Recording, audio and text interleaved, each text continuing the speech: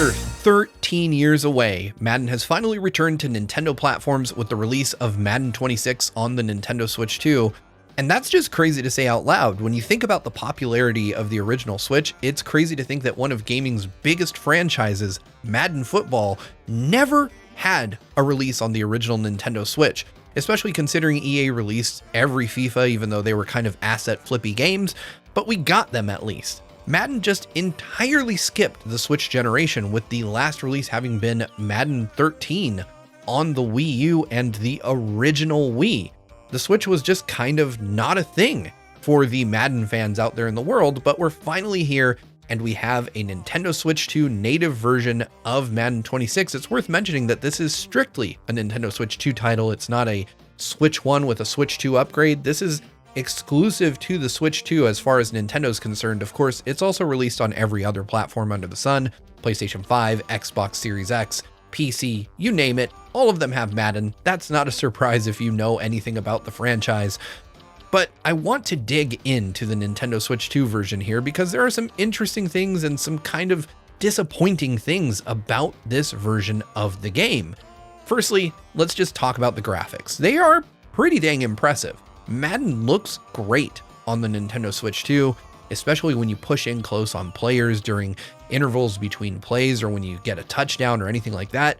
They look good in motion up close. The game looks very nice, but there is a fairly massive cost for that visual improvement. If you're looking here at the frame graph, you can see that Madden targets 30 FPS on the Nintendo Switch 2, and that to me is a fairly grave sin as far as sports games are concerned, especially a football game where there are multiple players on the field and motion is a key component of these types of games. So having the game run at 30 FPS, it feels slow. It looks slow, especially when you put it side by side with the PlayStation 5 version, which is running at a smooth, locked 60 frames per second. And frankly, the PlayStation 5 version looks a whole lot better. When we took a look at WWE earlier this year, it raised my hopes for Madden somewhat significantly.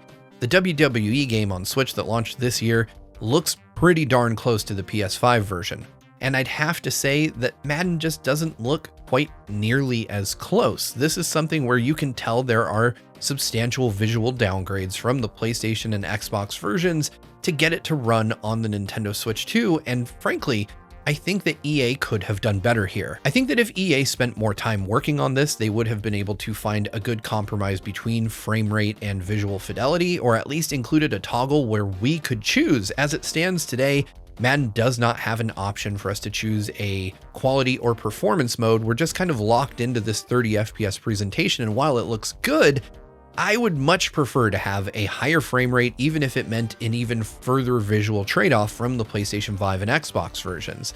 These games demand smoothness and demand a sense of speed, and also motion clarity, which is sacrificed somewhat in a 30 FPS presentation, especially if you're playing on, the Switch's 120 FPS display that's built in, or on a TV that supports up to 120 FPS, or even just a 60 FPS set. You will notice the difference between 30 and 60, especially if you play both versions of Madden on the same TV. It will become immediately apparent which one feels, looks, and controls better.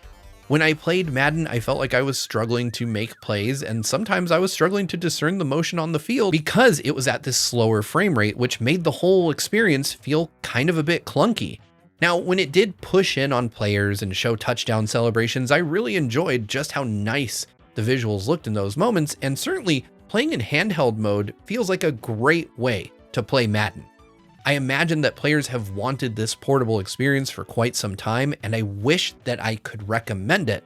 But there's one big caveat here, and I think it's owed almost entirely to the 30 FPS presentation here. Madden does not have cross-save or crossplay only on Nintendo Switch 2. So if you're playing Madden on PlayStation, Xbox, or PC, your progress carries over from console to console by connecting it to your EA account.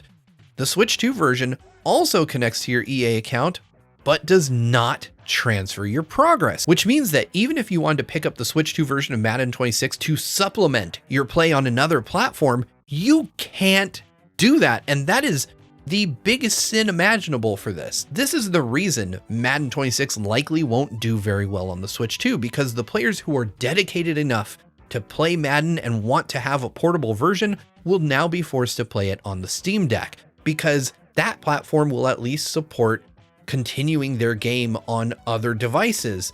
Whereas the Switch 2 is kind of on an island unto itself. You cannot play with other Madden players, where the community is much larger and more vibrant, and you can't carry over your own progress. So if you're playing the Switch 2 version and you have it somewhere else, you are just starting over. And it's the only platform where you have to do that. So shame on you, EA. This was a horrible decision. Again, I think that this is due to the fact that it would be unfair to play competitively or even casually against someone who is playing in 60 FPS versus being locked to 30 FPS. But there are plenty of components of the game that are not online that you could play offline against CPU or anything like that, and you still can't carry that progress over. So I don't understand who this game is for.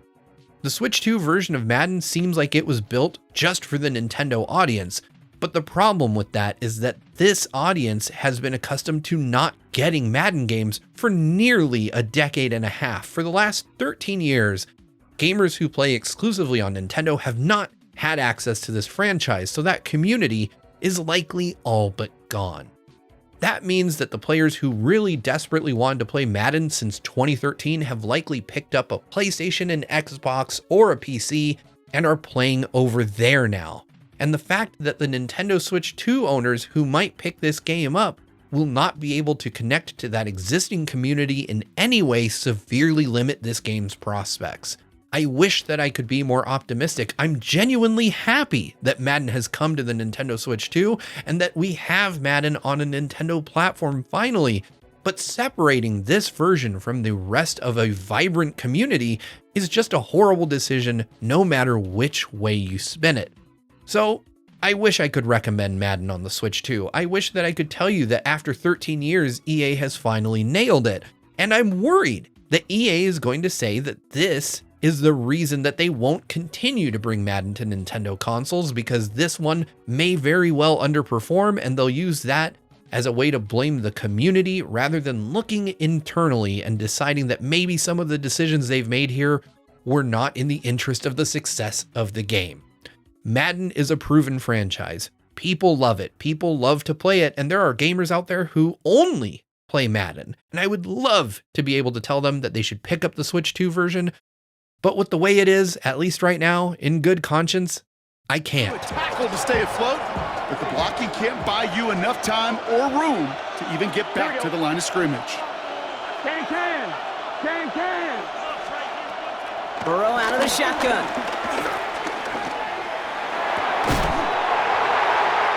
Intercepted in the end zone. And the Cardinals will take over as this gets brought out to the 20-yard line.